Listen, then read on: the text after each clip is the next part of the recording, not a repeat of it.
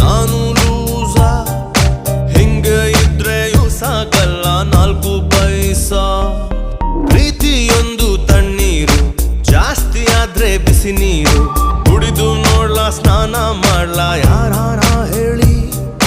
ವಯಸ್ಸಿನಲ್ಲಿ ಕನ್ಫ್ಯೂಷನ್ನು ತುಂಬಾ ಮಾಮೂಲಿ. ಒಂಟಿ ಪಿಟೀಲು ಅಳ್ತಾ ಇದ್ರೆ